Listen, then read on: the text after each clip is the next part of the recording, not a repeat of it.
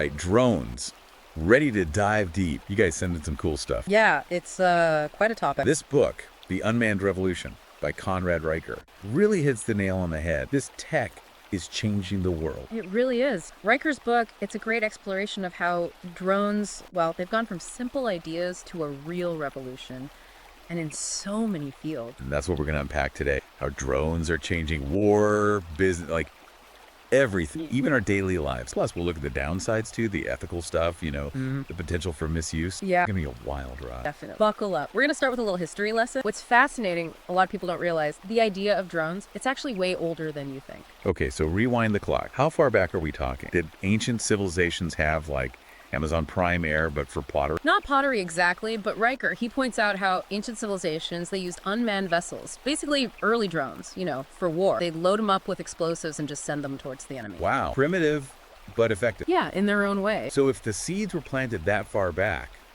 when did things really take off? The World Wars, huge turning point. World War I, we see the development of, they were rudimentary UAVs. They needed them for reconnaissance and observation, without risking pilots. So necessity really is the mother of invention. And what about World War II? World War II, some big advancements, like the buzz. It was terrifying, yeah, but it showed what unmanned aircraft could do for offensive operations. The buzz bomb. Yeah, I remember reading about that. It's like a precursor to the cruise missile, right? Scary stuff. Exactly. It laid the groundwork for the drones we have today. Riker does a good job connecting those early developments to the technology we have now. It's amazing how far we've come. From basic unmanned vehicles to the high-tech drones we have now. It makes you wonder, what will the next 50 years bring? And that's what's so exciting. The possibilities are basically limitless. But to understand where we're going, gotta understand where we've been. All right, so we've got a taste of ancient history in the early 20th century.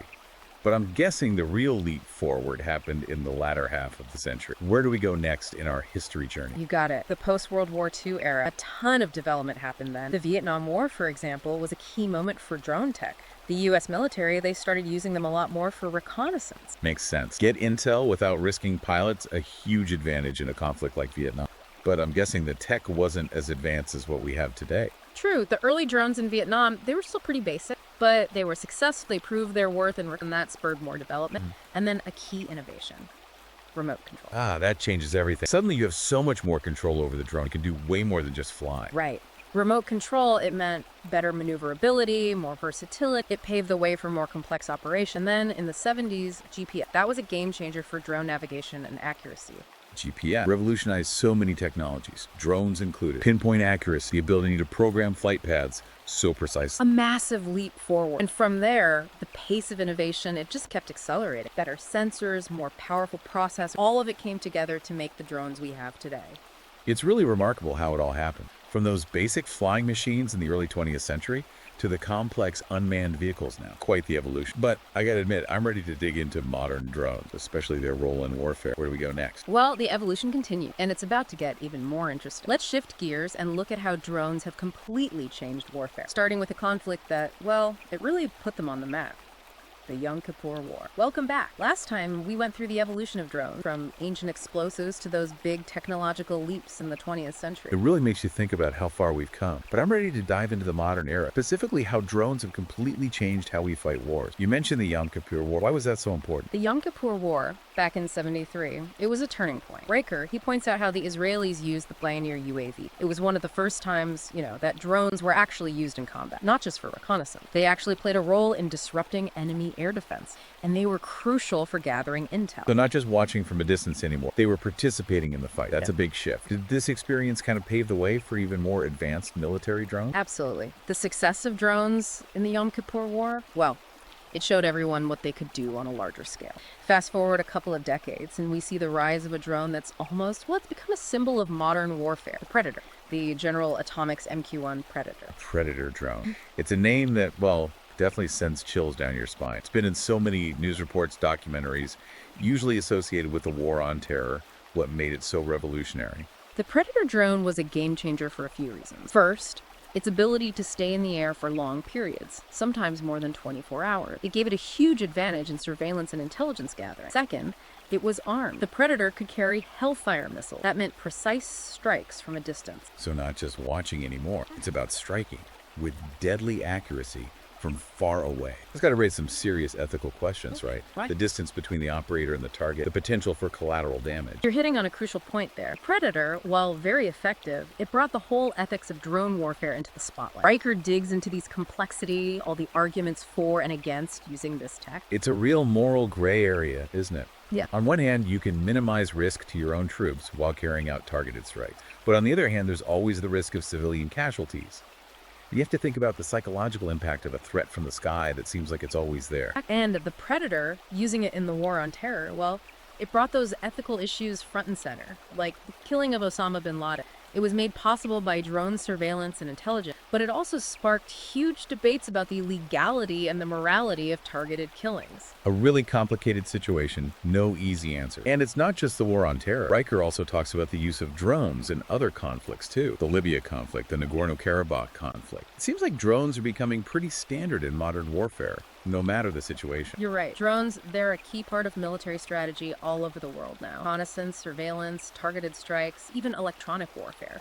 They're changing the very nature of combat, blurring the lines between traditional battlefields and remote operations. It's like we're going into a new era of warfare, one where unmanned systems rule. Honestly, it's been unsettling. But I'm also curious about the other side of this. We focused a lot on the military uses, but what about the commercial uses of drones? Is it all bad, or is there a brighter side to this technology? That's a great question. It's important to remember, drones aren't good or bad in themselves.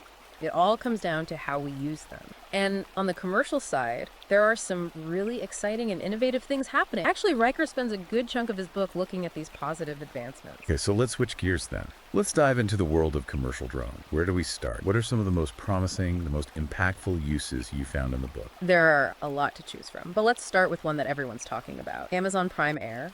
They've been pushing the limits with drone delivery, aiming to get packages to people in less than 30 minutes. 3 minutes. That sounds like something out of a movie. What are the challenges, the technical stuff they're facing to make that happen? It's super ambitious. And yeah, there are definitely hurdles. Riker goes through some of them, things like navigating cities, dealing with bad weather, and making sure everyone on the ground is safe. Yeah, I can imagine.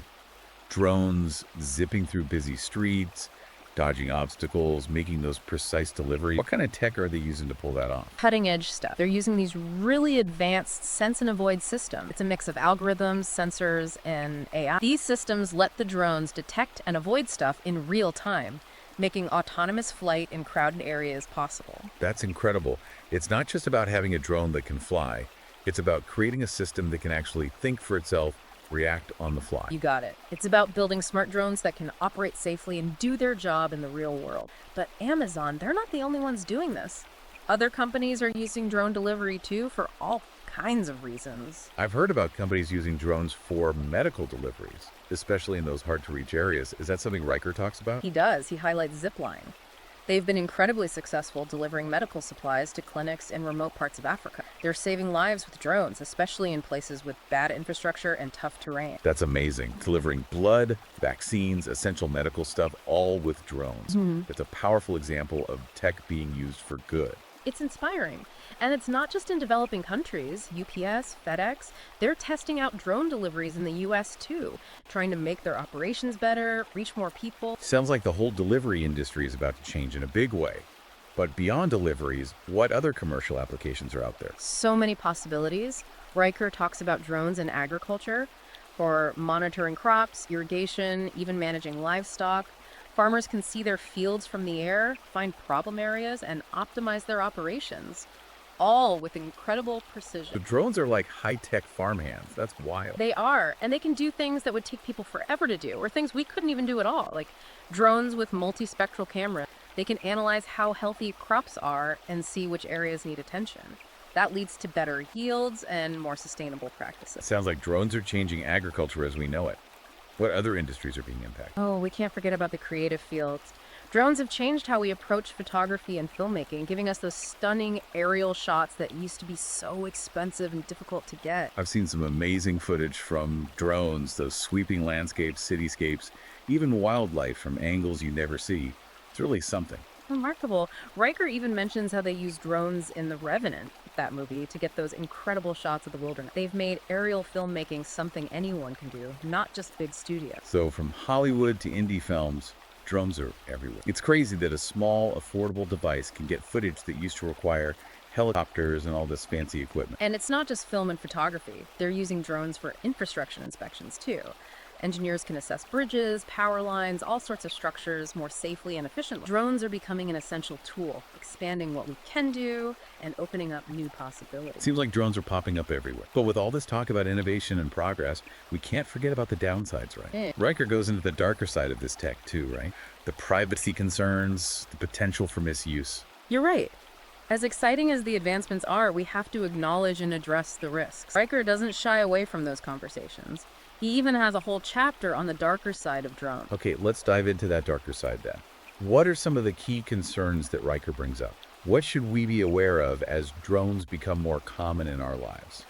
Okay, so we've seen the amazing potential of drones, but also how they can be misused. It's a lot to think about. But as we wrap up this deep dive, I'm really curious about what the future holds. Riker talks about a drone revolution. Is that just hype, or are we really on the verge of something that big? I think Riker's onto something with that phrase. We're seeing all these technologies come together, and they're pushing drones into new territory. Artificial intelligence, for example, is playing a bigger and bigger role. AI and drones. That sounds like something out of a sci-fi movie. What kind of impact is AI having on drone technology? It's making drones more autonomous, more adaptable, more intelligent. Drones that can learn from their experiences, make decisions in real time, even anticipate what's needed. We're not talking about simple remote control devices anymore. We're talking about systems that can operate with a level of independence we've never seen before. So like a self-driving car, but in the air? That's fascinating, but also kind of scary. What are some real-world examples of AI-powered drones? We're already seeing them in different fields, like agriculture. AI-powered drones can analyze crop health, find pests, even apply pesticides really precise. In surveillance, they can track targets, recognize faces, analyze behavior patterns. There are so many possibilities. It's amazing to think about the potential. I gotta admit, the thought of drones being that autonomous is a little uneasy. You think about control, accountability, the potential for things to go wrong. You're right to raise those concerns. Like with any powerful tech, there are risks. Riker really emphasizes how important it is to develop strong safety protocols, ethical guidelines, and legal frameworks to make sure these AI-powered drones are used responsibly and for the good of everyone.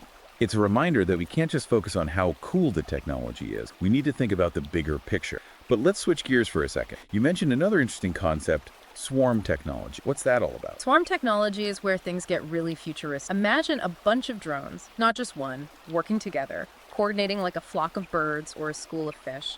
They communicate with each other, share info, and adapt their behavior as a group to get something done. Okay, now that's next level. What could you use swarm technology for? I'm having a hard time even imagining it. The applications are all over the place. Search and rescue could be revolutionized. Imagine a swarm of drones searching a huge area for a missing person, covering way more ground, talking to each other to find the exact location. Or disaster relief. Drones could work together to deliver supplies, assess damage, even set up temporary communication networks. It sounds like science fiction, but it's actually happening. Yeah. What are some of the challenges in developing and using these swarms? Coordination and communication are key. You need algorithms that let the drones communicate, share information, and change their behavior in a constantly changing environment. There are challenges with power, avoiding obstacles, and making sure the airspace is safe. That sounds super complex, but the potential benefits are huge. It's really interesting to think about where this could go. Riker also talks about drones in space, right? What's going on there? Yeah, space is another exciting area for drones. They could explore planets, moons, asteroids, collect data and images we could never get with traditional methods. Imagine a drone landing on Mars and sending back high-def video. Wow, that would be something else. How specifically could drones be used in space? They could help astronauts with tasks, make spacewalks less risky. They could scout landing sites, map terrain, collect samples. They could even help build structures or set up scientific instruments on other planets or moons. So many possibilities. It's mind-blowing. From war zones to our front doors, from farms to outer space, it seems like drones are going to change almost everything. That's the drone revolution Riker's talking about. It's not just the technology, it's the impact it's having and will continue to have on society, the economy, on what we think is even possible. It's a lot to take in, and I have to say, I'm feeling excited and a little nervous at the same time. What's the main takeaway for our listeners? What should they remember as we move into this world that's filled with more and more drones? I think the biggest takeaway is this. The future of drones, it's not set in stone. We're shaping it right now with the choices we make, the conversations we have, the rules we put in place. We have to make sure this technology is used ethically, responsibly, and for the good of all. That's a really important message. We have a responsibility to think critically about this tech. and to guide its development in a way that reflects our values. Exact. The drone revolution is here. The question is, what kind of revolution will it be? Well, on that note, I think it's time to wrap up this deep dive. What a journey. From ancient history to modern warfare, from commercial uses to the ethical questions, we've really explored the world of drones. It's been great exploring this topic with you. I hope everyone listening has a better understanding of this amazing technology and how it could shape our future. If you want to learn more about the incredible history, the current state, and the future of drones, definitely check out Conrad Reicher's book, The Unmanned Revolution. It's a really thought-provoking book that'll make you think about the implications of this tech for years to come. You can find The Unmanned Revolution on Amazon Kindle and Google Play Books. And until next time, keep your eyes on the sky. The drone revolution is just getting started.